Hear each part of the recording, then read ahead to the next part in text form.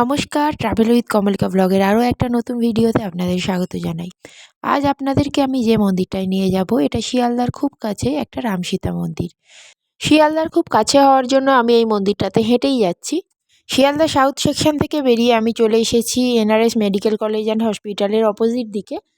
এখান থেকে আমি সোজা যাব মৌলালির দিকে। আপনারা যদি বাসে আসতে চান তাহলে এখান থেকে বাস পেয়ে যাবেন। আপনাদের নামতে হবে মৌলালির ঠিক কাছে আর আহমেদ ডেন্টাল কলেজ অ্যান্ড হসপিটালের সামনে।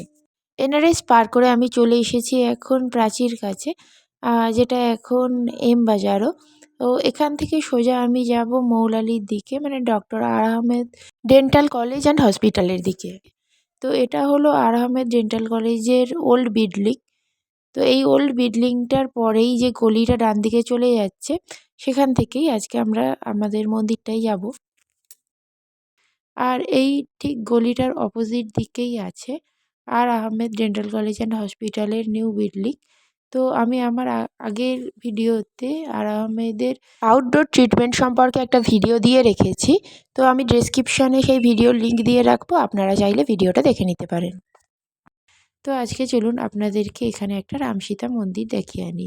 তো তার জন্য আমি এই গলি থেকে জাস্ট 1 মিনিট এসেই এমএমসি লেখা বিল্ডিংটার পাশ থেকে ডান দিকে যে গলিটা চলে গেছে, এই গলি থেকে জাস্ট 2টো বাড়ি পরেই যে 3 নাম্বার বাড়িটা দেখা যাচ্ছে, ওটাই আজকে আমাদের গন্তব্য। এখন সকাল 10টা মতো বাজে আর মন্দিরের দরজা খোলাই আছে। এটা আসলে একটা বনেদি বাড়ি আর বাড়ির নিচটায় এনাদের ব্যক্তিগত মন্দির, কিন্তু বাইরে থেকে দেখে এটা খুব ভালোভাবে বোঝা যায় না, ভেতরে গেলে মন্দিরটা একদম অন্যরকম। মন্দিরের সিঁড়ি দিয়ে ওপরে ওঠার সময় যে সুন্দর কারুকাজটা করা আছে এই গেটের কাজটায়, আর তার সামনে নীল সবুজের যে কাচের কাজটা, এই দুটোই কিন্তু দেখতে অসম্ভব সুন্দর। আর তারপরেই মন্দিরের মূল গর্ভগৃহে যাওয়ার জন্য যে শ্বেতপাথরের সিঁড়িগুলো পার হয়ে বারান্দাটায় যাবেন, এখানে দেখবেন দাবার ঘরের মতো কালো আর সাদার ছক্কাটা মোজাইকের কাজটা মন্দিরটাকে কিন্তু আরও সুন্দর করে তুলেছে।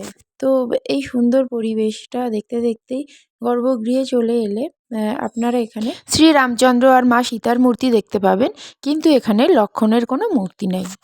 আর তার সাথে আরও অনেক মূর্তি এখানে দেখতে পাবেন, যেমন মঙ্গলচণ্ডী, হনুমানজি, রঘুনাথ, গোপাল, শিব, নকুলেশ্বর, তারাকালী, মা লক্ষ্মী, এই মূর্তিগুলো আপনারা দেখতে পাবেন। আর এখানে শ্রী রামচন্দ্র আর মা সীতার যে মূর্তিটা আছে এটা কিন্তু অষ্টধাতুর মূর্তি। আর এই মূর্তির পাশেই একটা সুন্দর শয়নের জন্য খাট রাখা আছে। আর আরও যে জিনিসটা এই মন্দিরে ভালো লাগবে, সুন্দর শান্ত পরিবেশে মন্দিরের ভিতরে সবসময় একটা ভজন চলছে, খুব নিচু ভলিউমে চলছে, কিন্তু মন্দিরের পরিবেশটা যার কারণে সম্পূর্ণ অন্যরকম হয়ে গেছে, মানে বাইরে থেকে ভিতরে এলে পুরো পরিবেশটাই এর জন্য পাল্টে যাবে। আর এই যে ঝাড়বাতিটা দেখছেন, এই ঝাড়বাতিটার রং কিন্তু পাল্টায়, বিভিন্ন কালারের হয়। আর সকালের দিকে অন্যান্য লাইটগুলো অফ থাকলেও দেখুন এই জায়গাটা কিন্তু পুরো আলো হয়ে আছে, কারণ সিলিংয়ে সুন্দর একটা স্ট্রাকচারের জন্য এই জায়গাটা সবসময় আলোকিত থাকে। সেটা আপনাদেরকে আমি কিছুক্ষণ পরে দেখাচ্ছি। চলুন আপনাদেরকে আরও একবার মন্দিরের গর্ভগৃহটা দেখিয়ে নিই। এই মন্দিরটা কিন্তু প্রায় 100 বছরের প্রাচীন। 1926 সালের 15ই জুলাই শ্রী শীতলচন্দ্র বন্দ্যোপাধ্যায় ও তার স্ত্রী রাজলক্ষ্মী দেবী এই মন্দিরটা প্রতিষ্ঠা করেছিলেন। এবারে চলুন আপনাদেরকে আরও একটা সুন্দর জিনিস দেখাই। এই মন্দিরের যে সিলিংটা আছে পুরোটাই কড়িবর্গা দেওয়া, কারণ প্রায় 100 বছরের প্রাচীন এই মন্দিরটা আগেকার স্ট্রাকচারেই তৈরি। তো সুন্দর কড়িবর্গা ছাড়াও মন্দিরের সিলিংটায় দুটো সুন্দর ফাঁক রাখা হয়েছে, যে জায়গাগুলো থেকে পুরো মন্দিরটাতে আলো এসে পড়ছে, যার জন্য এই জায়গাটা দিনের বেলাতে পুরো আলোকিত হয়ে থাকে।